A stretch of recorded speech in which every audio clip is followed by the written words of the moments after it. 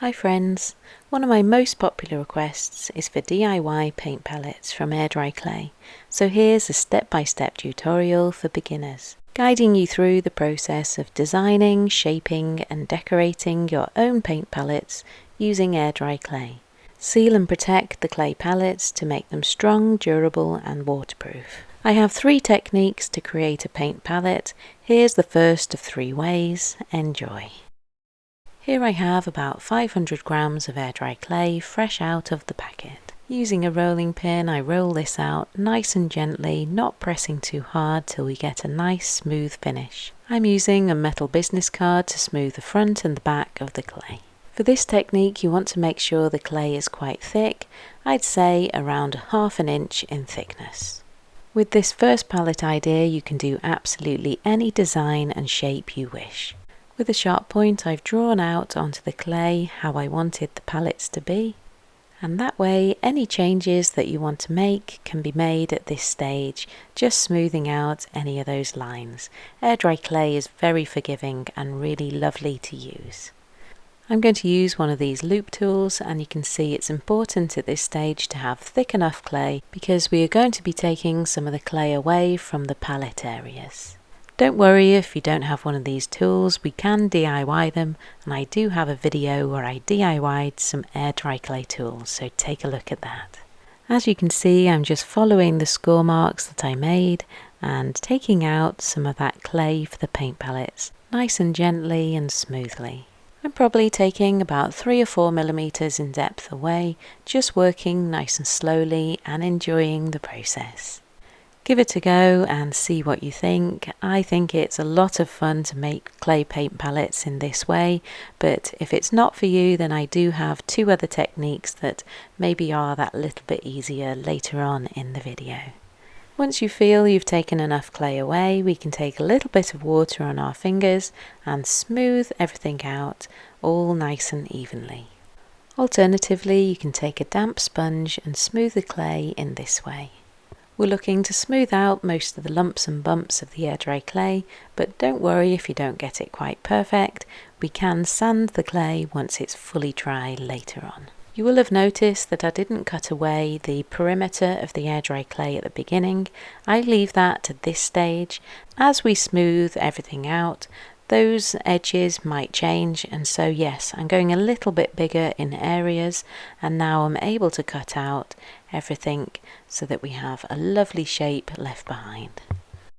A little more smoothing and then we can leave it in the air to dry naturally. This technique is great because it allows you to make any shape and any design, but I have another technique that I'll show you now that's really quick, easy and simple. You'll love it. As before, roll out some clay to about ½ inch in thickness. Once again making it lovely and smooth, and in this technique our secret weapon is a ping pong ball. It's so quick, easy and simple, it's honestly amazing. Any kind of smooth ball you can use, but I find ping pong balls are just the perfect size. Using 3, I'm lining them up to give me my spacing and then press them all down into the clay, pressing them all down by the same amount, and if you want to create more you can just move them across like I do here, giving them all a nice firm press down into the clay. To reveal the most perfect paint palette dips. How easy and simple is that? I absolutely love this technique. There's definitely a place for the technique I showed you first and the next one, but this one is absolutely amazing for its speed, and I think how perfect the little dimples actually come out too. You can cut any shape or design around these, but I have my steel ruler and I'm using that as my cutter as it's so quick, simple and easy as well. Going back to the thought that you really don't need specialist equipment when it comes to creating with air dry clay. All the pieces that you cut away from the air dry clay, make sure you knead them back together and smooth them like this, ready to use again. The first paint palette's not complete. I'm going to be adding some paint and making that one waterproof, and this one that I'm currently making, I'm going to add some details to this by cutting out one of these little foxes. I used this fox in another of my videos where I made some cute fox necklaces. This little fox is going to be a paintbrush rest. You could attach this little fox to the clay paint palette, but I'm going to have it as a detachable little fox so that I can take it and remove it off whenever I'm using it. Hopefully this is giving you some inspiration of how you design a clay paint palette. Please let me know in the comments below what you design and how you'd make yours.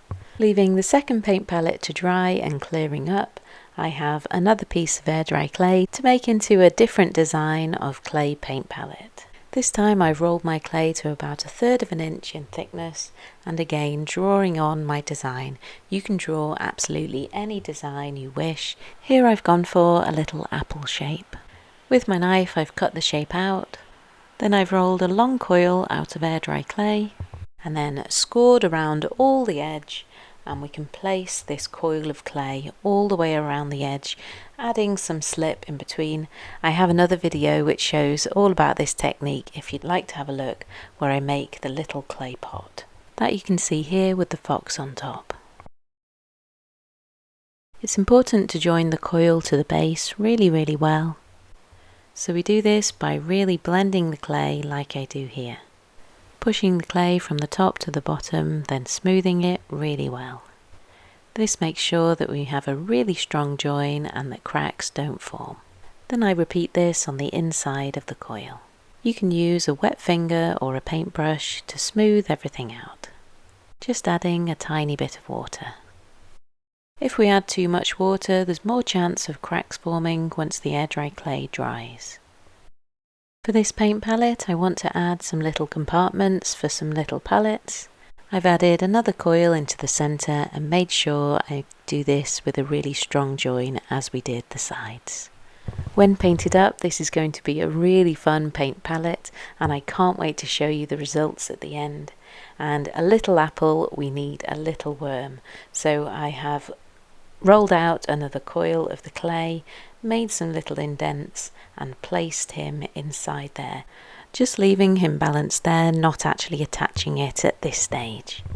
I make and roll my air dry clay on these smooth tiles, and I find they dry really well on these. You can always use another non-stick surface or some greaseproof paper underneath, but these have been drying now for about half a day, so they are starting to firm up, but I can easily remove them off these smooth tiles, turn them over and let them dry a little further. Have a play and experiment with lots of items around your home that you can indent the clay with. Bottle lids like these work really well as well. With this one we have a really lovely oval design, and it makes another really great paint palette. Try different combinations and see what you enjoy making. The air dry clay is starting to dry rather nicely now, but I tend to leave mine for at least 4 days to make sure it is completely 100% dry. These are now fully dry, and as I said before, we can take a small bit of fine sandpaper and sand out any imperfections. For the first palette, what I find the easiest is to rip off just the tiniest piece of sandpaper, just the size of the end of my finger, and literally rub it round all into all the little crevices and areas, and you get a lovely smooth finish that way, taking some larger sandpaper and smoothing out the rest of it. I always collect together the air dry clay dust, and I can turn this into air dry clay slip. I'm using a brush to dust away all those particles, just to be able to see if we need to sand any little bits over again. Pieces like this just need a little bit of sanding on the edges, as those little paint palettes are really quite perfect the way they are. It's important not to breathe in any of the dust particles, so I always make sure I wear a mask when doing this, and you can also dust these off outside. This air dry clay is so gorgeous and smooth now, it's ready to paint and decorate and embellish however we wish, and I can't wait to show you the results at the end. For the first paint palette, I'm painting the whole thing in some white acrylic paint. I'll show you the difference this makes a little bit later on in the video. Some good quality acrylic paint, a lovely fine brush, and really smoothing all of that paint round really gives a lovely soft finish at the end. And I will of course show you how these will be waterproofed as well. So think of some lovely designs that you'd love to create and do have a go yourself. These are a lot of fun and a really great practical product that you can use again and again. I've made myself a really nice and bright acrylic colour, and I'm painting this inside this paint palette and then taking some more white and giving a little bit of detail and adding in some most important pips. As you can see, once the worm was dry, I could take this out of the paint palette and I can paint this up separately. I really love it when we're able to paint these up in some lovely bright colours. It really makes it all come to life. So definitely take your time and enjoy the whole process. It's really important that you let the air dry clay dry fully before you do paint it, otherwise it might bubble and peel. And in between layers of acrylic paint, make sure you also let it dry fully and let the acrylic paint then dry for about another day before we add any sealant. Part of the white acrylic paint has peeled off this one. It's likely just touched something as it was drying, and so it's really easy. If you do knock them together, they will start to peel, so it's important you let each piece dry individually and really well. But it's really easy to correct with a little paint at this stage. I've left room on mine for a cute design, and so you can paint anything you wish on yours. It's really nice to be able to personalise and customise them in this way. So in pencil, I've just drawn on my design something I had in my sketch pad that I would like to add, and then taking some acrylic paint and a fine paintbrush, just painting in all the details.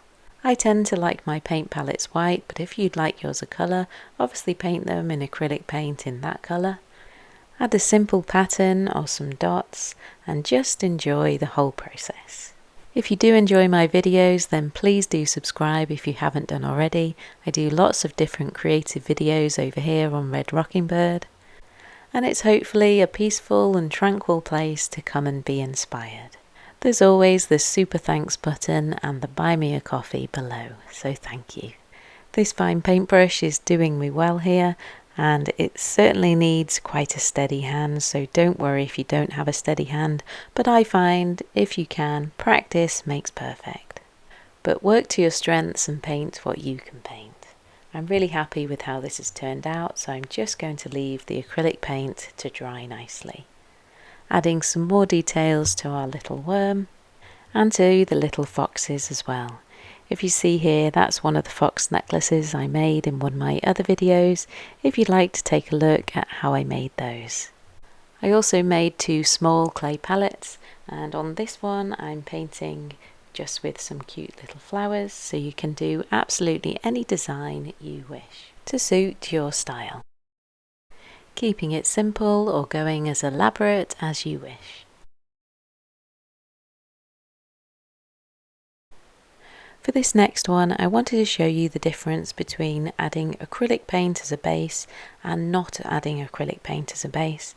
So I'm going to draw on my little bird. I've drawn on a swan, and I'm painting the swan in white, but I'm going to leave the rest of the palette without any paint on it at all. And you'll see the difference a bit later on when we add the top coat of the colour change and how it's different. So you choose how you'd like yours to be. This one just showing you don't need to be the world's greatest artist. If you can do some dots and do some fine lines, you can add some cute details onto your paint palettes. Then let the acrylic paint dry for preferably a full day. One of my favourite ways to varnish these and to top coat these is to use UV resin. I find it's so waterproof, so durable, it's fairly easy to use, and it definitely looks stunning and like ceramics. First of all, I squeezed out a trail of the UV resin around the top lip of my tray, and then I'm using this to paint around the outside edge, and then another amount can go at the top, and I'm using this to blend on the inside edge, and keep repeating this all the way around until you have a really nice thin coat of UV resin on the outside and the inside of that rim. This is just my preferred way, but if you've got a different way that you like to do things, then go with that. This personally allows me to do the whole top side in one go, and then I'm able to turn this over and do the base. So now that we have all our edges done, we can do that very base on the inside. So I'm taking plenty of the UV resin, squirting a trail along the base and then smoothing out with my brush. Don't use a special brush, just use a brush that you don't mind getting UV resin on. But the trick is to hide the paintbrush away from the UV light and the sun, and you can do this till you're ready to use it the next time. I now add in the worm to effectively glue this in place. Also make sure you work on top of a silicone mat or something like this. Expose the UV resin to some UV rays in this way or to the sun. If you don't have any resin or you don't want to use resin, you can also use polyurethane varnish, and I'll show you that a little bit later on. All of this is definitely worth it, as it really does protect it and it really does make it look fantastic. With resin, make sure you have good ventilation and wear all of the correct PPE. Personally, a mask and gloves are essential. Here is my Swan paint palette, where the swan is painted in white acrylic paint and the rest of the palette has not been painted at all, so it has just the bare air dry clay fully dried. And you'll see as I paste this on, rather than it sit on top of the acrylic paint as it did before and it will with the swan here, the UV resin will actually soak into the air dry clay, and so we have to give it one coat at this stage, and then I will cure this, and then I have to go in and add another coat of UV resin on top of this so that it sits on top and it actually becomes waterproof. And do you see the colour difference between the bare air dry clay and the white of the swan? That's what happens when you don't fully coat with acrylic paint. I've added UV resin to this palette, and you'll see a little bit was missing of the UV resin, so you just have to go over those parts once again. Make sure you also seal the base of the palette. That's equally as important. It's just important that the whole piece is completely waterproofed. So again, I'm adding my UV resin onto the base. If you don't want to use a paintbrush with your UV resin, you can use a silicone or wooden stick.